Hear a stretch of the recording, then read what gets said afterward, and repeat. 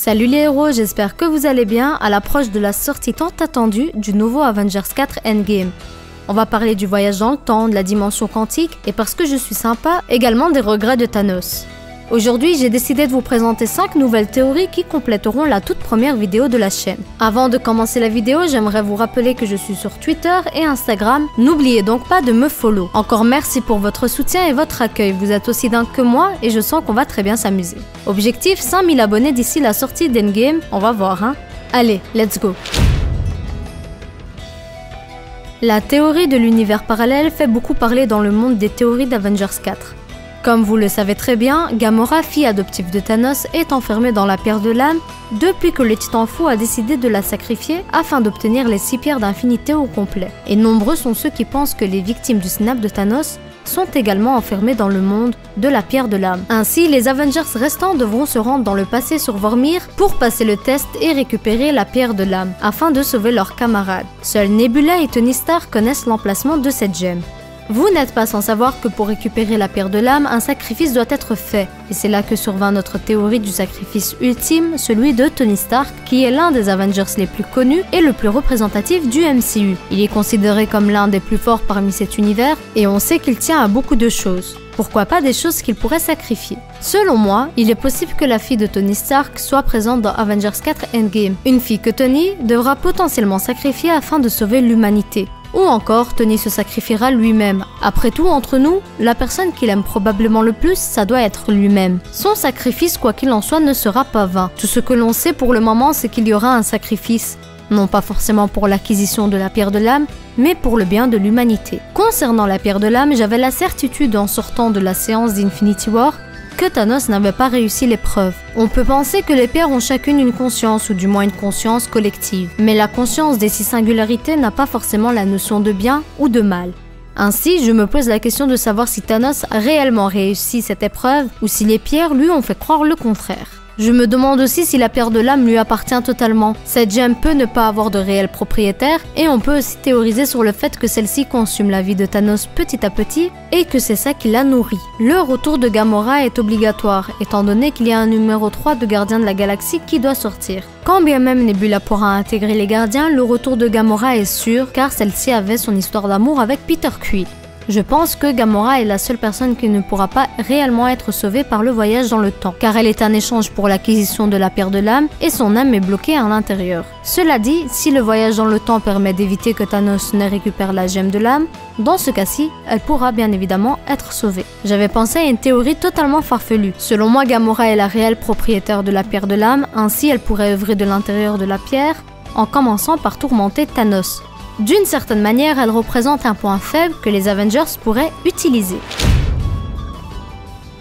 Cette théorie a suscité l'intérêt des fans d'Avengers suite à la sortie du deuxième film d'Ant-Man. Ant-Man qui, avec son pouvoir, peut se rendre dans la dimension quantique. La dimension quantique est une dimension où des notions comme l'espace et le temps n'existent pas. On sait que des vortex temporels existent, mais des mystères entourent ces derniers. Le secret autour de cette dimension persiste, car nous ne savons pas si cette dimension est habitée ou non. Dans les comics, c'est le cas, mais pour le MCU, ce n'est pas encore officiel. On sait également que Ant-Man n'est pas le seul à pouvoir aller dans la dimension quantique. Par exemple, Doctor Strange peut y avoir accès grâce à la pratique des arts mystiques, mais en tout cas, Captain Marvel semble également avoir des pouvoirs en lien avec cette dimension. Mais il est un peu trop tôt pour en avoir le cœur net. Dans tous les cas, on sait que cette dimension est accessible et que nos héros peuvent en ressortir car dans la scène post-générique d'Ant-Man, on voit ce dernier bloqué dans cette dimension, mais Scott Lang, alias Ant-Man, nous revient en pleine forme dans Avengers 4. En tout cas, d'après la première bande-annonce d'Avengers 4 Endgame. La théorie la plus probable pour sauver la moitié de l'humanité disparue à cause du snap de Thanos serait de voyager dans le temps, un voyage qui sera sûrement en rapport avec la dimension quantique. Une théorie que j'ai beaucoup appréciée serait que nos Avengers iront chez Wong, qui entrera en contact avec le corps astral de Doctor Strange, qui est dans une autre dimension. Ainsi, cela prouvera que Doctor Strange avait tout planifié depuis le départ. Effectivement, il avait vu les 14 millions de possibilités et s'il a accepté de donner la pierre du temps à Thanos, c'est bien pour la seule et bonne raison qu'il y a été obligé afin de sauver l'humanité. Quoi qu'il en soit, il n'était pas possible de contrer le snap de Thanos avant qu'il ne se produise. Ce claquement de doigts était nécessaire pour vaincre le Titan Fou. Bien évidemment, le voyage dans le temps aura des conséquences désastreuses. La bataille de New York par exemple ou encore le retour de nombreux méchants comme Hela, la sœur de Thor. Si nos héros veulent voyager dans le temps, ce n'est pas uniquement pour inverser le snap de Thanos, mais c'est également pour le vaincre.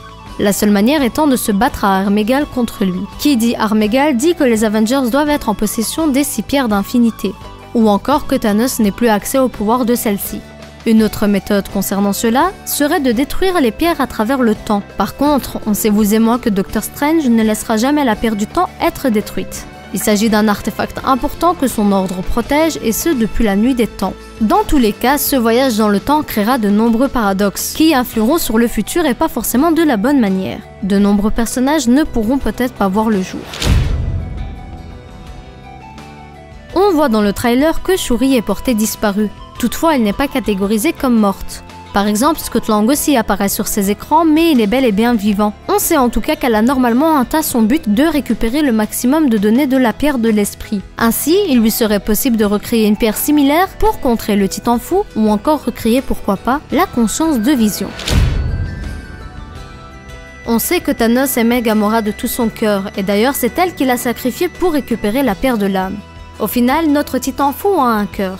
Certes, il est un super vilain, mais il a ses raisons de l'être. Pour lui, sa vision des choses était logique et permet à toute l'humanité d'avoir une vie meilleure. Le fait que tout soit équilibré dans l'univers empêche, selon lui, les inégalités, la pauvreté, la famine et autres. À la fin du film Avengers Infinity War, Thanos se rend dans un lieu vide où il pourrait se reposer en paix et vivre une vie calme vu que son seul but a été atteint. Souvenez-vous, après avoir récupéré la pierre de l'âme, il partage un bref instant avec Gamora enfant. Celle-ci lui a demandé ce que ça lui a coûté, ce à quoi il a répondu « ça m'a tout coûté ». Une scène assez émouvante où on peut comprendre qu'une fois son but atteint, Thanos n'a plus de réelle attache à l'univers.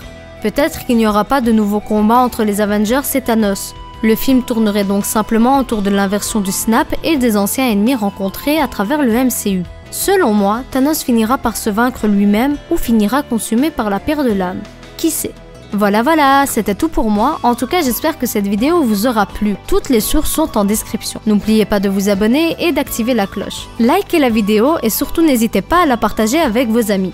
Plus on est nombreux et plus on rit. Et comme le dit si bien Thanos, crains-le, fuis-le, mais le destin te rattrapera. Quoi qu'il en coûte, tu finiras par t'abonner. Du coup, il serait judicieux de le faire maintenant. Maintenant que je te tiens dans mon bungee gum, t'es obligé de t'abonner. Hihi. Hihi. Hihi. Hihi.